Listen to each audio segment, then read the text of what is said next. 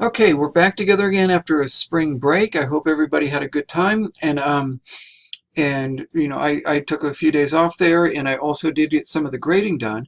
I don't have all the grading done for the Shoah essay. I should hope to have it done, you know, possibly by the end of the week, if not early next week, and I'll have the grades posted. And I will be making videos of the Shoah essays, evaluating them. So I will make those, and I hope to post them later on next week. So maybe about 10 days or so, I should be able to post them, but I'll get to them as I can. Definitely you will be getting a video on the Shoah essay before the next essay is due. So before that time, I guarantee you'll have one there. And that's the last one I'll do on an individual level. I know I will run out of time at the end of the semester and won't be able to do videos on the civil rights essays. And obviously the last essay, which is going to be on art, I won't be able to do one for that because we'll all be gone. So I will be doing the individual videos for the Shoah essay over the next 10 days or so, maybe 2 weeks if I run into any issues. I never know what's going to happen. So those will be coming up, okay?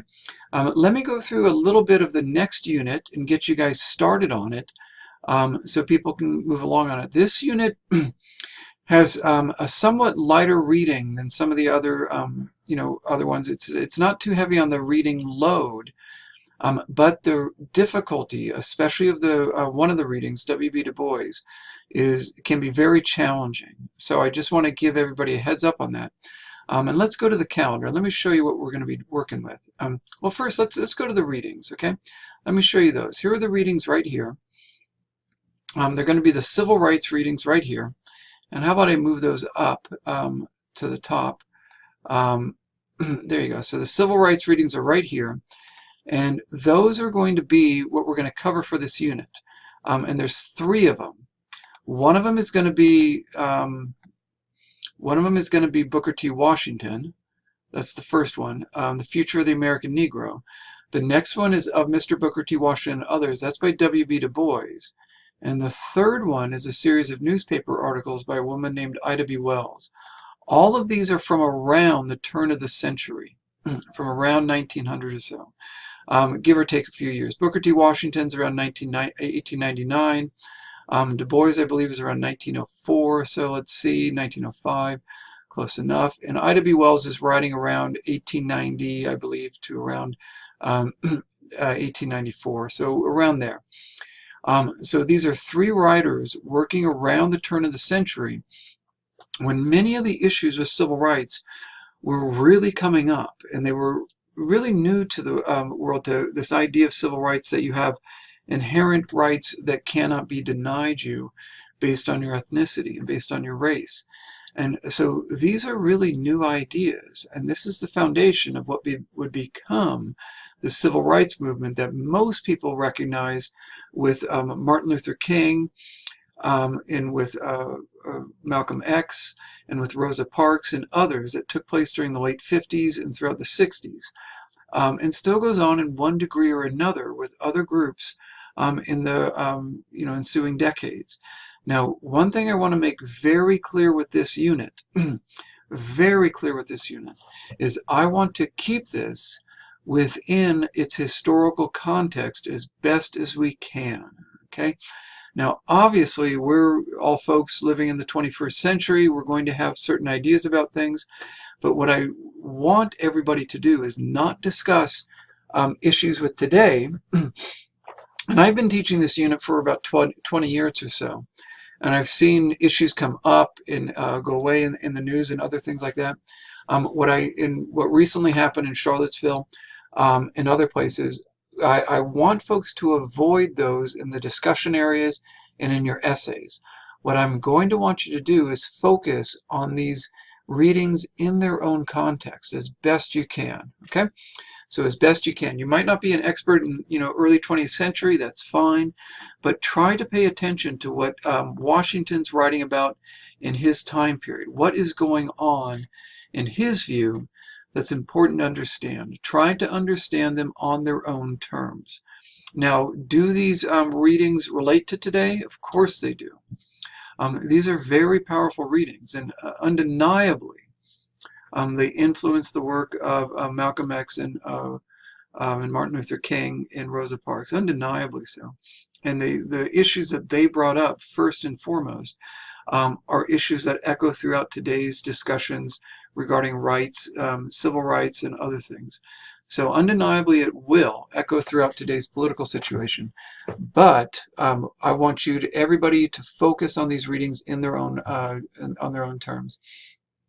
Try to avoid contemporary issues as far as this class is concerned. It allows you to understand them on their own terms and really get a deeper understanding of them. So that's what I'm going to ask everybody to do with it. As you're reading it, try to really focus on what he's talking about and how he sees things for Washington, for Du Bois, and then for Ida B. Wells.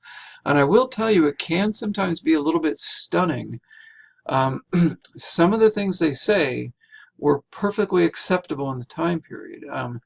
Some of the views and other things that they say. So just be aware of that, okay? One other issue I really want to emphasize as we start this up. Washington, for example, entitles his piece on the future of the American Negro. And some people who might or might not be, let me get myself out of here, might or might not be aware of this terminology. Negro itself is not a racist term. I obviously will not tolerate anybody using racist language in a college classroom. That I hope that goes without explanation. But the term Negro is now dated. Okay, so using it isn't inherently racist, isn't anything like that. Obviously, if Washington and Du Bois uses it, Martin Luther King used it quite often. But it is dated language. Today, the terminology is African American or Black to refer to civil rights within the United States and refer to African Americans and Blacks in the U.S. today. Negro is just a dated term. It just shows that you've been living under a rock since 1953. So that's the only thing to understand. When you're discussing it, discussing these issues, use African American or Black. It just shows that you have some kind of understanding. And American Negro is just fallen out of usage. It's just dated. So that's just one thing I'll mention. And again, going through it, just be aware that they're writing at over almost 120 years ago sometimes. So they're writing in a very different time period, but the issues are going to echo throughout today. Good writing does that. And definitely you're going to, many people are shocked by what they read in here, how insightful it is, but also how different it can be. So go ahead and understand it on its own terms as you go through it. And I think, and I've found that folks really find this an eye-opening unit to understand where so many of the ideas that we have today originated. And again, that in previous decades to this debate that went on, the ideas that we throw around today really were hashed out in this debate between these two men within the context that Ida B. Wells is going to describe. They were reading in the newspapers the stories, if not Ida B. Wells's writings, others. And that's what that was the backdrop to what they were discussing and what was going on. And so Ida B. Wells is going to provide the backdrop for these readings. Okay, so let me go over to the calendar. And in the calendar, in the discussions, we'll have a discussion on Washington, have a discussion on Du Bois, and a discussion on Wells. So it's a little bit less. We usually have 4. We're only going to have 3 for this. So you're going to begin Washington today on the 17th. Just begin reading him. And I'll tell you straight up, Washington, people really like reading him because he writes in a really straightforward, elegant manner. Very straightforward gentleman, just explains everything very clearly. And he uses an enormous number of analogies and examples. He doesn't use history so much as examples. And he talks about a gentleman he saw who couldn't find a job and didn't know how to get employed and things like that. That's how he illustrates his ideas. That's what he does. And very clear writing. So it's hard not to like Washington. It really is, because he is just a very clear writer, very gifted writer. You can tell he's a speaker. And that's what he was. He was, without a doubt, the most famous African-American, if not the most famous American, between 1890 and 1910. I'm not kidding with that at all. He was more famous than many presidents because he was speaking to an issue that was absolutely essential to America at the time. And he was the figure that most people looked to for leadership on this issue. He was a major figure. He has been, um, I would say, I won't say demoted, but de-emphasized by history as having less importance today. But undeniably in his time period, he was the leading figure. And I don't think Du Bois would challenge that at all. With how important Washington was. So it's very important to know that. We don't have a figure today that steps into that position at all. There is nobody who either galvanizes people or electrifies people the way Booker T. Washington did in his time. Okay, and what I'll do with him is I'm also going to post this, and I've looked at a few YouTube videos that are out there. And one thing that I've noticed is a lot of folks, and I misspelled Du Bois's name there.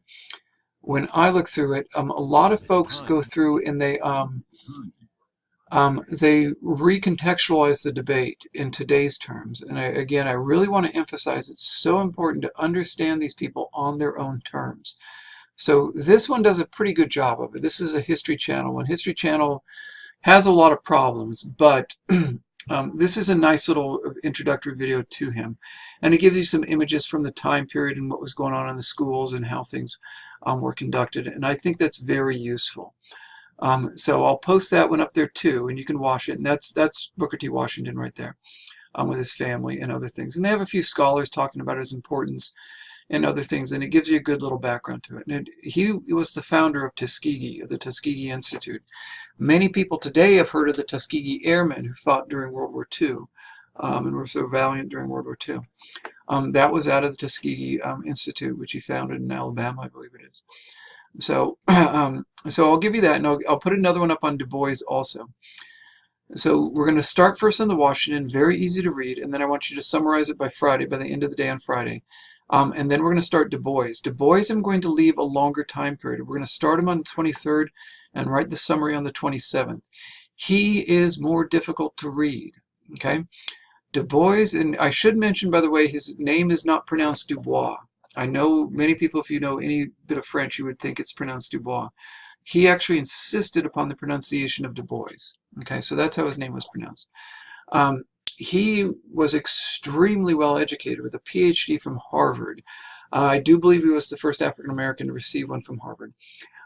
He did, in a very real terms, start the field of sociology with writing about, I believe the book was called The Philadelphia Negro, where he did sociological research in Philadelphia on the nature of the poverty hitting the African American community within Philadelphia.